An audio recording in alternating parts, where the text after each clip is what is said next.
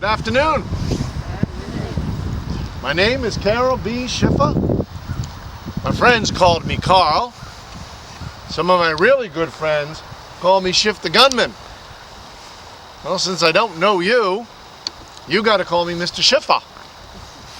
Now, you will not meet anyone more colorful or more opinionated in all of Woodstock than me. I'm also one of the most mysterious men you will ever meet. Now, some of the mysteries might be true, some of them maybe not. You have ears, you have to listen, you have to figure it out. First mystery is 1878. Some people say that's when I was born. Other people found paperwork that said established 1878.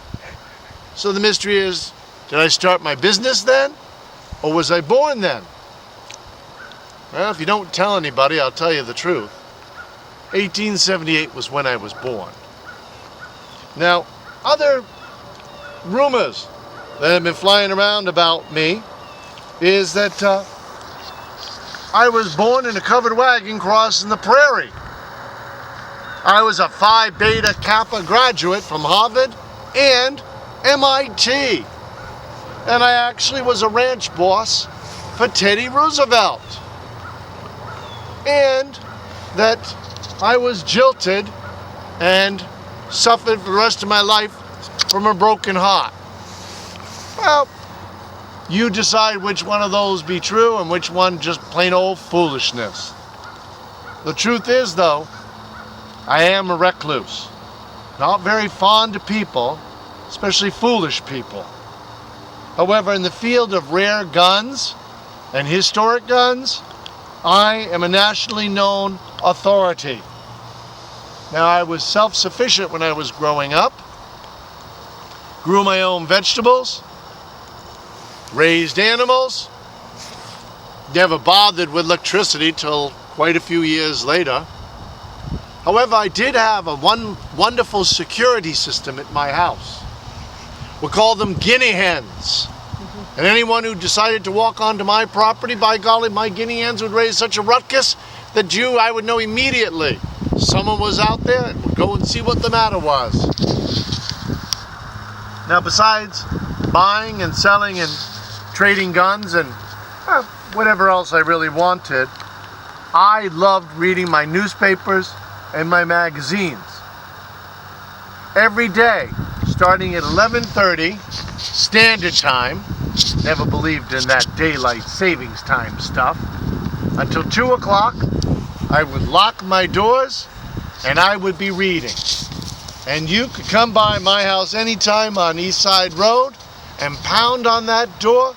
Wouldn't make any difference. I wouldn't answer it until after 2 o'clock when I was done with my reading. Same was when I lived in that cabin, on Fred Gilman's property. Now, if you're not sure where on East Side Road I live, it's quite simple. You just find out where Margaret and Herman Howland live, and you go a few houses south of that, and that's where you'll find me. Now, I was an educated man. I was a very good typist, actually, and I would write articles. And I wrote them for hunting magazines and fishing magazines. As I grew older, I got into politics, and I would start writing some articles and send them to the newspaper. Now, you have to be understanding that I just couldn't abide by Democrats. And some of those articles I wrote had titles such as King Franklin the Damned and Queen Eleanor the Damned. And I have a few of them in here. In fact, I was so strong on that they said that there's a dime attached to the front step of my house. And when you would come knocking to do business, I would say, "Step on the dime." And people would wonder why. And they would step on it and say, "Well, why are you asking me to do that?" "Because it's a Roosevelt dime." In fact, if you ever ran into Floyd Avery, now Floyd Avery is the son of Lee Avery. Now Lee is buried right over there. It turns out that one of these fine people that are taking you around Lee was her grandfather. One day in the 1920s, I decided to take my cow, take it up to Lee's barn, and have her serviced by his bull. Well, we got to talking, and it turned into politics. Found out he was a Democrat, and I just couldn't abide by that at all. So I just turned and took my cow and marched off. Lee said to me, "Now, Shiff, where are you going?" I said, "I'm going home." I said, "I won't raise any calf that's fathered by a Democrat's bull." Now, never owned a car. Never needed to. I walked everywhere. You'd often see me walk into the store. I might have an empty sack on my way down, my gun, my trusty dog behind me. On the way home, same thing, except the sack was full. Walked along the railroad tracks all over North Woodstock and Woodstock.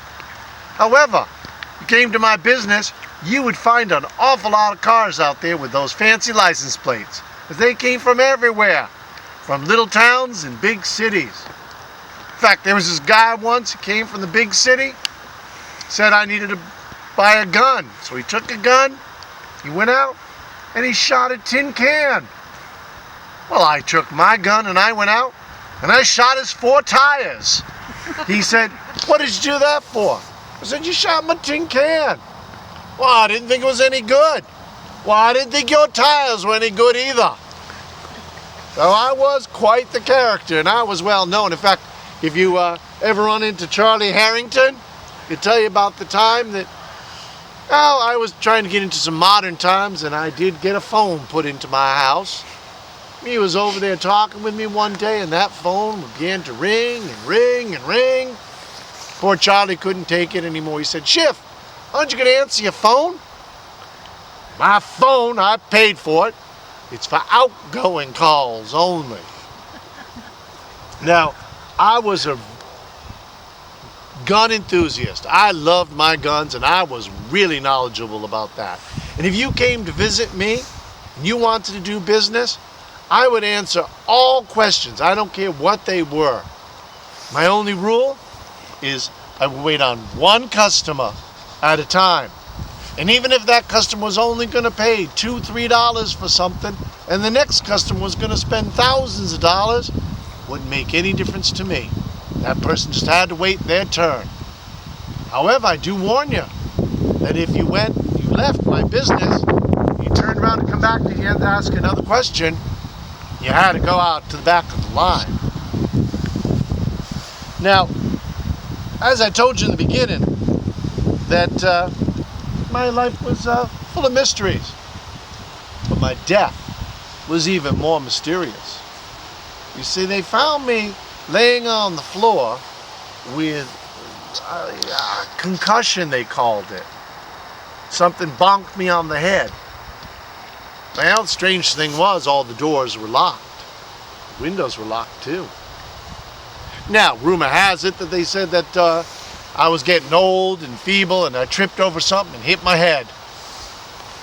Well, I don't know about that, because there's another group of people who think that someone broke into my house and robbed me, and I caught them and they hit me over the head.